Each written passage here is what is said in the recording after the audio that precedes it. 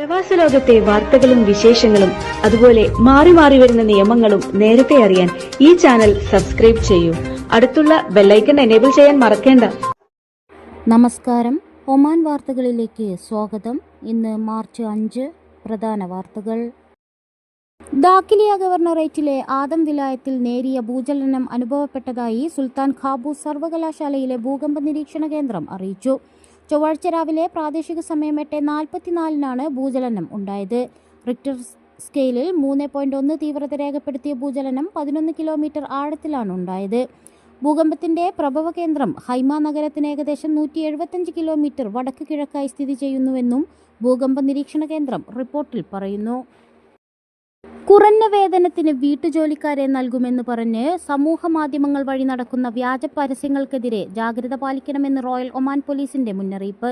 ഇത്തരം പരസ്യങ്ങളിലൂടെ നൽകുന്ന ലിങ്കുകൾ വഴി ഇരകളുടെ ബാങ്ക് അക്കൗണ്ട് വിവരങ്ങൾ കൈവശപ്പെടുത്തിയാണ് തട്ടിപ്പിന് ശ്രമിക്കുന്നതെന്ന് directorate general of enquiries and criminal investigation അറിയിച്ചു. ഇത്തരം വ്യാജ പരസ്യങ്ങളോട് പ്രതികരിക്കരുതെന്നും അജ്ഞാതമായ ഇലക്ട്രോണിക് ലിങ്കുകൾ തുറക്കരുതെന്നും വിവിധ സോഷ്യൽ മീഡിയ പ്ലാറ്റ്ഫോമുകൾ വഴി വ്യക്തിഗത ബാങ്കിംഗ് വിവരങ്ങൾ വെളിപ്പെടുത്തുന്നത് ഒഴിവാക്കണമെന്നും റോയൽ ഒമാൻ പോലീസ് വീണ്ടും അഭ്യർത്ഥിച്ചു. വ്യാജ ഓൺലൈൻ പരസ്യങ്ങളെക്കുറിച്ച് നേരത്തെയും റോയൽ ഒമാൻ പോലീസ് മുന്നറിയിപ്പ് നൽകിയിരുന്നു. വ്യക്തികളെ കബളിപ്പിക്കുന്നതിന് ഔദ്യോഗിക ചിത്രങ്ങളും രൂപങ്ങളും ലോഗോയും ദുരുപയോഗം ചെയ്ത് വ്യാജ പരസ്യങ്ങൾ നൽകുന്നത് വ്യാപിച്ചതായും ഏതെങ്കിലും ഇടപാടുകളിൽ ഏർപ്പെടുന്നതിനു മുമ്പ് ഓൺലൈൻ പരസ്യങ്ങളുടെ ആധികാരികത ഉറപ്പുവരുത്തണമെന്നും ജാഗ്രത പാലിക്കാനും പോലീസ് ആവശ്യപ്പെട്ടു. റൂവി മലയാളി അസോസിയേഷൻ രക്തം നൽകുക ജീവൻ സംരക്ഷിക്കുക എന്ന സന്ദേശത്തിൽ രക്തദാന ക്യാമ്പ് സംഘടിപ്പിക്കുന്നു. ബൗഷർ ബ്ലഡ് ബാങ്കുമായി സഹകരിച്ച് അടുത്ത മാസം 5 രാവിലെ 8 മുതൽ ഉച്ചയ്ക്ക് 1 മണി വരെ IMC ഷുഗർ അപ്പോളോ റൂവി ലൊക്കേഷനിലാണ് ക്യാമ്പ് നടക്കുന്നത്. സീബ് വിലായത്തിൽ 4 ദിവസം മുമ്പ് കടലിൽ കാണാതായ കൗമാരക്കാരന്റെ മൃതദേഹം കണ്ടെത്തി. സിവിൽ ഡിഫൻസ് ആൻഡ് ആംബുലൻസ് വിഭാഗത്തിലെ മുങ്ങൽ വിദഗ്ധരുടെ നേതൃത്വത്തിൽ നടന്നുവന്ന തിരച്ചിലിനൊടുവിലാണ് മൃതദേഹം കണ്ടെത്തുന്നത്.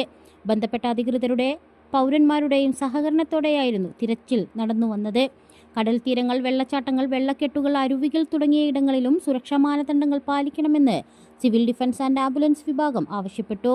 സുരക്ഷാ മുന്നറിയിപ്പുകൾ തുടരുമ്പോഴും മുങ്ങിമരണങ്ങൾ റിപ്പോർട്ട് ചെയ്യപ്പെടുന്നത് ആശങ്ക സൃഷ്ടിക്കുന്നതാണ്. ഇത്തരം അപകടങ്ങൾ ഒഴിവാക്കുന്നതിന് സുരക്ഷാ നിർദ്ദേശങ്ങൾ പാലിക്കണം. മുതിർന്നവർ വെള്ളത്തിലിറങ്ങുമ്പോഴും സുരക്ഷാ മാനദണ്ഡങ്ങൾ പാലിക്കണം.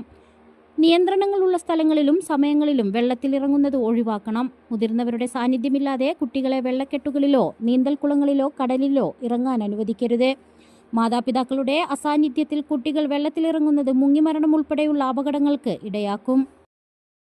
19 മണിക്കൂർ നീണ്ട സങ്കീർണമായ ശസ്ത്രക്രിയയ്ക്ക് ശേഷം സയാമിസ് ഇരട്ടകളെ വേർപിരിയൽ ശസ്ത്രക്രിയ വിജയകരമായി പൂർത്തിയാക്കി ഒമാനി മെഡിക്കൽ സംഘം.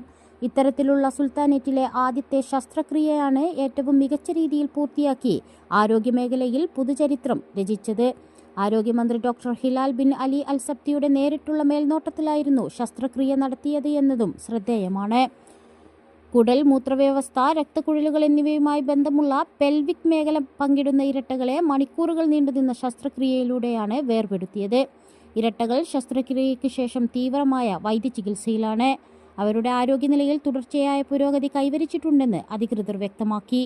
Royal hospital, Khoula hospital, medical city hospital for military and security services, Nizwa hospital എന്നിവിടങ്ങളിൽ നിന്നുള്ള സർജന്മാരുടെയും മെഡിക്കൽ ഗ്രൂപ്പുകളുടെയും ഒരു എലൈറ്റ് ഗ്രൂപ്പ് മെഡിക്കൽ സംഘവും മെഡിക്കൽ ടീമിൽ ഉൾപ്പെട്ടിരുന്നു. സമഗ്രമായ വിലയിരുത്തലിലും ശസ്ത്രക്രിയ തയ്യാറെടുപ്പിലും തുടങ്ങി നിരവധി ഘട്ടങ്ങളിലൂടെയാണ് ശസ്ത്രക്രിയ പൂർത്തിയാക്കിയത്. തെക്കൻ ഷർക്കിയ ഗവർണറേറ്റിലെ വാദി ഷാബ് വിലായത്തിൽ മല കയറുന്നതിനിടെ വീണ് യുവതിക്ക് പരിക്ക്. തിവി പ്രദേശത്ത് കഴിഞ്ഞ ദിവസമാണ് സംഭവം. ഗവർണറേറ്റിലെ സിവിൽ ഡിഫൻസ് ആൻഡ് ആംബുലൻസ് ഡിപ്പാർട്ട്മെന്റിലെ രക്ഷാസംഘം സ്ഥലത്തെത്തി അടിയന്തര വൈദ്യസഹായം നൽകി. പിന്നീട് ആവശ്യമായ ചികിത്സ ലഭ്യമാക്കാൻ ഇവരെ ആശുപത്രിയിലേക്ക് കൊണ്ടുപോകുകയും ചെയ്തു. World Malayali council Oman province Swaralayam 2025 സംഘടിപ്പിച്ചു. യാസിർ സാലിം തബുക്ക് മുഖ്യ അതിഥിയായിരുന്നു. വ്യാപാര രംഗത്ത് വ്യക്തിമുദ്ര പതിപ്പിച്ച TK Vijayan, Eldho Varghese, KC Abraham എന്നിവരെ ചടങ്ങിൽ പൊന്നാട അണിയിച്ച് ആദരിച്ചു. ഒമാനിലെ വിവിധ കലാകാരന്മാർ അരങ്ങിലെത്തിച്ച കലാപരിപാടികൾക്കൊപ്പം രാജേഷ് ചേർത്തലയുടെ ഓടക്കുഴൽ ബാൻഡായിരുന്നു പരിപാടിയിലെ മുഖ്യ ആകർഷണം. ഫ്രാൻസിസ് തലച്ചിറ, ജോസ് കെ മാത്യു KM, ജിജോ തോമസ്, ബിനോയ് റാഫേൽ എന്നിവർ നേതൃത്വം നൽകി. വിദ്യാഭ്യാസ രംഗത്ത് ഉന്നത വിജയം കൈവരിച്ച വിദ്യാർത്ഥികളെയും മെഡിക്കൽ വിദ്യാർത്ഥികളെയും ആദരിച്ചു. ഒമാൻ മലപ്പുറം ജില്ലാ കൂട്ടായ്മ രക്തദാന ക്യാമ്പ് സംഘടിപ്പിച്ചു. ബൗഷർ ബ്ലഡ് ബാങ്കിൽ വെള്ളിയാഴ്ച രാവിലെ 8 മണി മുതൽ 1 മണി വരെ നടന്ന ക്യാമ്പിൽ 25ഓളം പേർ രക്തം ദാനം ചെയ്തു. OMDK അഡ്മിനും ഒമാൻ അയൺമാനുമായ അൻവർ സാദത്ത് രക്തദാനം ചെയ്ത് ഉദ്ഘാടനം നിർവഹിച്ചു. റമസാൻ മാസം ബ്ലഡ് ബാങ്കിൽ രക്തത്തിന്റെ ആവശ്യകത മനസ്സിലാക്കി അവധി ദിനമായിട്ടുകൂടി രക്തദാനത്തിന് മുന്നിട്ട് വന്നവർക്ക് കൂട്ടായ്മ നന്ദി അറിയിച്ചു. OMDK എക്സിക്യൂട്ടീവ് അംഗങ്ങളായ ബാലകൃഷ്ണൻ വലിയാട്ട്, മുബഷീർ, നിയാസ് പുൽപ്പാടൻ, ഹിജാസ് എന്നിവർ നേതൃത്വം നൽകി. പാസ്പോർട്ടിന് അപേക്ഷിക്കാൻ ജനന സർട്ടിഫിക്കറ്റ് നിർബന്ധമാക്കി കേന്ദ്ര സർക്കാർ. ഡോക്യുമെന്റേഷൻ പ്രക്രിയ എളുപ്പമാക്കാനാണ് പുതിയ നീക്കമെന്ന് കേന്ദ്ര സർക്കാർ അറിയിച്ചു. 2023 ഒക്ടോബർ 1 ശേഷം ജനിച്ചവർക്കാണ് ഈ നിയമം ബാധകമായിരിക്കുന്നത്. പാസ്പോർട്ട് നിയമങ്ങളിൽ ഭേദഗതി വരുത്തിയാണ് പുതിയ നിയമം കൊണ്ടുവന്നിരിക്കുന്നത്. ഇത് ഗസറ്റിൽ പ്രസിദ്ധീകരിച്ചതിന് ശേഷം നിലവിൽ വരുമെന്ന് അധികൃതർ അറിയിച്ചു. പാസ്പോർട്ടിന് അപേക്ഷിക്കുമ്പോൾ ജനനത്തീയതി തെളിയിക്കുന്നതിനുള്ള രേഖകളുടെ ആവശ്യകതകൾ വിദേശകാര്യ മന്ത്രാലയം പുതുക്കി നിശ്ചയിച്ചിട്ടുണ്ട്. പാസ്പോർട്ടിന്റെ നിറത്തിലും മാറ്റങ്ങൾ വന്നിട്ടുണ്ട്.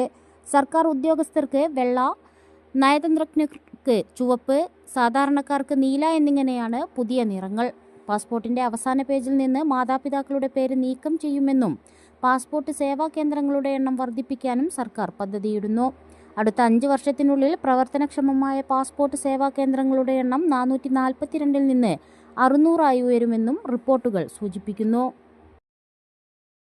ബുറൈമി ഗവർണറേറ്റിൽ ഫാമുകൾ ഒരുക്കുന്നതിന് വൻ നിക്ഷേപാവസരങ്ങൾ. ഗവർണറേറ്റിന്റെ വ്യത്യസ്ത മേഖലകളിലായി 21 പുതിയ നിക്ഷേപ സാധ്യതകളെ ഗാർഹിക നഗരാസൂത്രണ മന്ത്രാലയവുമായി ചേർന്ന് കാർഷിക മത്സ്യബന്ധന ജലവിഭവ മന്ത്രാലയം പ്രഖ്യാപിച്ചു. ഇതിനായി 659 ഏക്കർ സ്ഥലമാണ് മന്ത്രാലയം അനുവദിച്ചിരിക്കുന്നത്. കൃഷി, കന്നുകാലി വളർത്തൽ, വാട്ടർ ബോട്ട്ലിംഗ് യൂണിറ്റ് എന്നീ മേഖലകളിലേക്കാണ് അധികൃതർ നിക്ഷേപകരെ ക്ഷണിക്കുന്നത്. ഒമാനിലെ ഭക്ഷ്യസുരക്ഷാ മേഖലയുടെ അഭിവൃദ്ധിയും വളർച്ചയും കൂടി ലക്ഷ്യം വെച്ചാണ് സർക്കാർ നീക്കം.